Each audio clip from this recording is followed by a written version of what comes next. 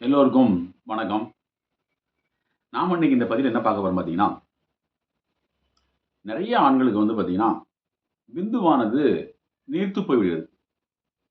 அந்த நீர்த்துப் போன விந்து மீண்டும் கெட்டித்தன்மை அடைந்து, நீண்ட நேர தாம்பத்தியம், கணவன், மனைவி இருவரும் சேர்ந்த உடனே விந்து நீர்த்துப் போதல் போன்ற பிரச்சனைகளை சரி செய்றதுக்கு ஒரு எளிய முறை மருத்துவமாக பார்க்க போறோம். முதல்ல அதுக்கான காரணங்கள் என்ன? அது எப்படின்னு நம்ம பார்ப்போம். அதாவது ஒருவருக்கு விந்து உற்பத்தி ஆகுறதுக்கு சுத்தமான ரத்தம் அவசியம் தேவை. இந்த ரத்தம் நல்ல ரத்தமாக இருந்தால் அவருக்கு நல்லபடியாக விந்து உற்பத்தி ஆகும். அதே போல உடம்புல வெப்பம் அதிகரித்தாலோ விந்து நீர்த்து போயிடும். அப்படி வெப்பம் அதிகரிக்க காண்றதுக்கு சில அறிகுறிகள் இருக்கு. என்ன அப்படின்னு பார்த்தோம்னா, இன்னைக்கு எல்லாருமே காலையில எப்படி பண்றோம்னு கேட்டீங்கன்னா, தூங்கி முழிக்கிறது நல்லா தூங்குவோம். 8 மணி வரைக்கும் 9 மணி வரைக்கும் கூட தூங்குவோம். அப்படி தூங்குனா இயற்கைக்கு மாற்றமாக நம்ம நடக்கமா ஆயிரும்.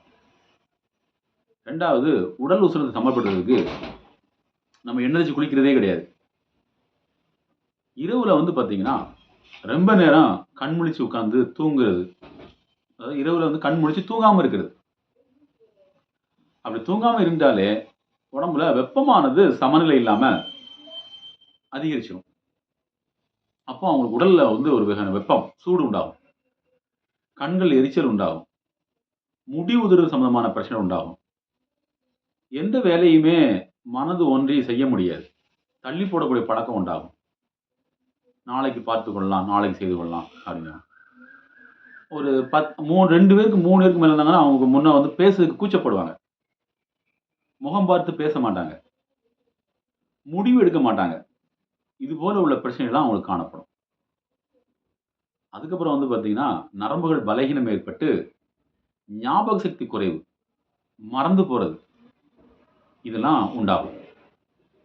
அதுக்கு அடுத்து தன்னால எதையுமே முடியாது, எதையுமே செய்ய முடியாது அப்படிங்கிற மனோபாவம் உண்டாயிரும். இதெல்லாம் காரணங்களாக இருக்கிறது. தீர்வுகள் அப்படின்னு பார்த்தீங்கன்னா, முதல்ல காலையில சீக்கிரம் எந்திரிக்கணும். சீக்கிரம் தூங்க போணும். இது ஒரு பெரிய வேலையாயா? இதெல்லாம் பார்க்க கஷ்டமா நினைப்பாங்க. இதுதான் மிகப்பெரிய ஒரு கஷ்டமான செயல். அடுத்து பார்த்தீங்கன்னா, காலை சீக்கிரம் குளிச்சிட்டோம். 3 நாளைக்கு ஒரு முறை, இல்ல வாரத்துக்கு ஒரு முறை தலையில, தொப்புள்ல, கால் பாதங்கள்ல சுத்தமான தேங்காய் எண்ணெய் அல்லது விளக்கெண்ணெய். இந்த 2 எண்ணெயில ஏதாவது ஒரு எண்ணெய் எடுத்து நல்லா தேய்ச்சு ஒரு 1/2 மணி நேரம் ஊற விட்டு சீயக்காய் அரைச்சு குளிக்கணும். செல்போன்கள் இரவுல தூங்காம இருக்கிறது போன்றத சரி செய்யணும். இன்னைக்கு நெறைய பேர் பார்த்தீங்கன்னா, 10 மணிக்கு மேல உட்கார்ந்து செல்போன் பார்த்துட்டு இருக்காங்க. அப்போ செல்போன நோண்டும் பொழுது உடலும் சோர்வாயிரும். அடுத்து சத்தான உணவுகள், சிகப்பா இருக்கக்கூடிய அரிசி, காய்கறிகள், பழங்கள் எடுத்துக்கொள்ள வேண்டும். இதுக்கும் மேலேயும் பார்த்தீங்கன்னா, உடம்புல நல்ல சத்தான ஆகாரம் சொல்லக்கூடிய சிங் சத்து உள்ள மூலிகைகள்ல பார்த்தோமேயானால், செவ்வாழைப்பழம் சிறந்தது ஒரு இதாக இருக்குது. தர்பூஸ் பழம் அது ஒரு சிறந்த தீர்வாக அமைகிறது. விதைகள்ல பார்த்தீங்கன்னா, சூரியகாந்தி விதை. இதெல்லாம் பார்த்தீங்கன்னா, உடம்புக்கு நல்ல சத்துக்கள கொடுக்கக்கூடியதாவும் இருக்கும். உடல் உஷ்ணத்த குறைக்கக்கூடியதாவும் இருக்கும். விந்துக்கள பெருக்கிறதாகவும் இருக்கும். கெட்டிப்படுத்தக்கூடிய தன்மையும் அதுக்கு அதிகம் உண்டு. அதேபோல சில மருந்துகள் கூட முருங்கை பிசின். இந்த முருங்கை பிசின நம்ம நேரடியா பயன்படுத்த முடியாது.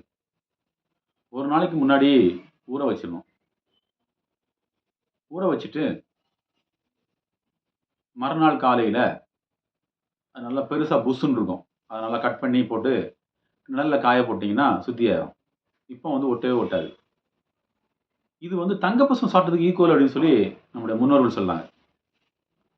இந்த பிசின பார்த்தீங்கன்னா, ஒரு 1 கிராம் அளவுக்கு எடுத்துக்கலாம்.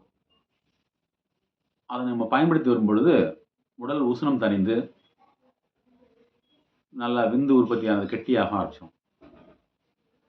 குறைந்தது 7லிருந்து 15 நாட்களாவது நம்ம சாப்பிடணும். நிறைய பேருக்கு பார்த்தீங்கன்னா, அன்னைக்கே சாப்பிட்டு அன்னைக்கே ரிசல்ட் கிடைக்குமான்னு பார்க்குறாங்க. அது கிடைக்காது. தொடர்ந்து சாப்பிடணும். அதேபோல மூலிகைகள் அப்படின்னு பார்த்தீங்கன்னா, இதுக்கு நெறைய மூலிகைகள் இருக்குது. உதாரணமா, நல்ல இரும்பு சத்துள்ள மூலிகைகள் எடுக்கிறது நல்லது. அந்த வகையில பார்த்தீங்கன்னா, முருங்கைக்கீரை நல்ல பலன் குடுக்கும். முருங்கைக்கீரை எடுத்துக்கொள்ளலாம்.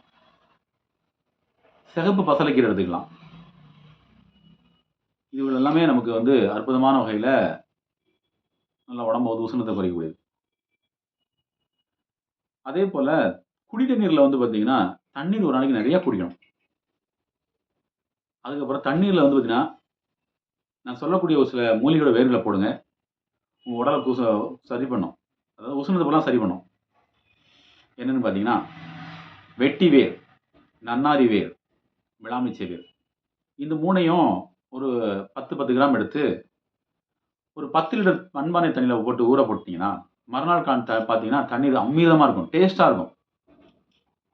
இது தாய்ப்பாலுக்கு ஈக்குவலா வேலை செய்யும்னு சொல்லி நம்முடைய முன்னோர்கள் சொல்றாங்க. இத தினமும் காலையில, மாலையில ஒரு நாளைக்கு 2 வேள, 3 வேள, 5 வேள, 10 வேள எத்தன வேணாலும் எடுத்துக்கலாம். ஒரு நேரத்துக்கு 1/2 லிட்டர் வீதம் எடுத்து வந்தீங்கன்னா, உடல் உஷ்ணம் தணியும். உஷ்ணம் தணிஞ்சிட்டாலே போதும், என்ன ஆகும்? விந்துவானது கெட்டியாயிரும். தலைக்கு வாரத்துல குறைந்தபட்சம் 3 நாளைக்கு ஒரு முறையாவது நல்லா எண்ணெய் தேய்ச்சு குளிக்கணும். அப்படி எண்ணெய் தேய்ச்சு குளிச்சாங்கனாலே போதும், உடல் உஷ்ணம் தணிந்துரும். இந்த வகையில நம்ம நெறையா பேர் வந்து பார்த்தீங்கன்னா, வாழ்வியல் முறை மற்றும் உணவியல் முறைய பயன்படுத்தி